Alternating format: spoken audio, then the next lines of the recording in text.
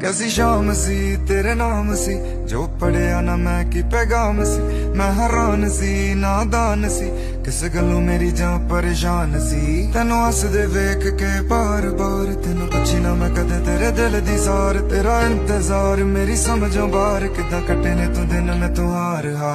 हाँ जो प्यार सी तेरा थोड़ा भी समझ ना पाया मैं चला चला